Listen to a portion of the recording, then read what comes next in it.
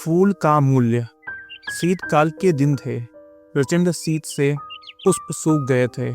कुंज विथियों और वन उपवनों में समस्त तरुणगण शिशुविहीन माता पिता की तरह उदासीन खड़े थे।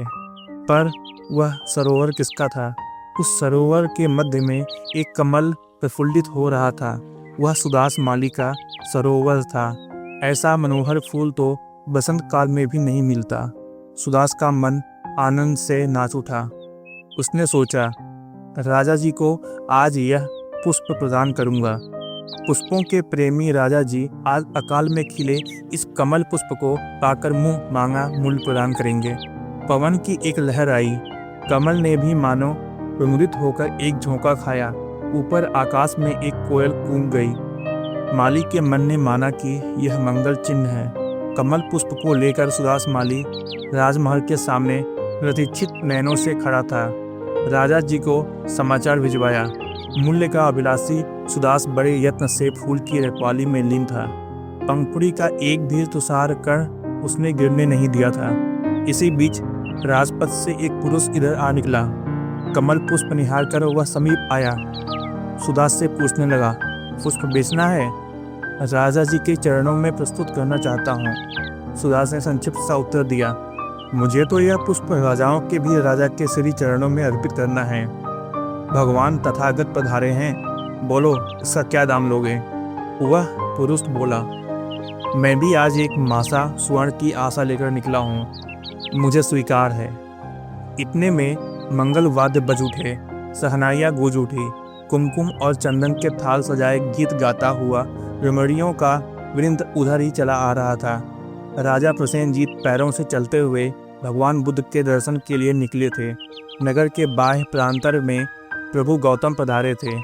कमल पुष्प निहार कर राजा जी हर्षित हुए और सोचने लगे, प्रभु के पूजन के लिए पुष्प की कमी थी, वह पूरी हो जाएगी। राजा जी ने पूछा, सुदास पुष्प का क्या मूल्य लोगे? महाराज, फूल तो इन सज्जन ने ले लिया है, सुदास ने कहा। किस कीमत पर? 1 मासा स्वर्ण पर। मैं 10 मासा देता हूँ। राजा जी को माथा नवाकर वो सज्जन बोला, सुदास मेरे 20 मासे। राजा का चेहरा कुछ उतर गया, उनका हृदय कुछ विषण्ण हो गया। इतने में वह सज्जन से बोले, तुमने 20 मासे कहा है तो मेरे 40। तो मेरे भक्तजन बोलने ही वाला था कि सुदास बोल उठा, क्षमा कीजिए राजन, क्षमा करो हे भक्तजन, मुझे यह कमल पुष्प नहीं बेचना है। इतना कहकर सुदास माली वहां से चलता बना। दोनों विस्मय भरे नेत्रों से निहारते रह गए। सुदास माली फूल लेकर नगर के बाहर आया। वह सोच रहा था कि जिस भगवान बुद्ध के लिए ये भक्त लोग इतना खर्च करने को तैयार हैं, वह पुरुष स्वयं कितना धनवान होगा। उसी के चरणों में यह पुष्प अर्पित कर दूंगा तो मुझे न जाने कितना द्रव्य मिलेगा। वट वृक्ष की छाया में पद्मासन लगाकर भगवान बुद्ध विराजमान थे। उज्ज्वल ललाट, मुख पर आनंद की प्रभा, ओठों से सुधा झर रही थी, नैनों से अमृत टपक रहा था। सुदास स्तब्ध होकर खड़ा रहा। उसके मुख से एक भी शब्द नहीं निकला। वह निर्निमेष भाव से उस साधु की ओर देख रहा था।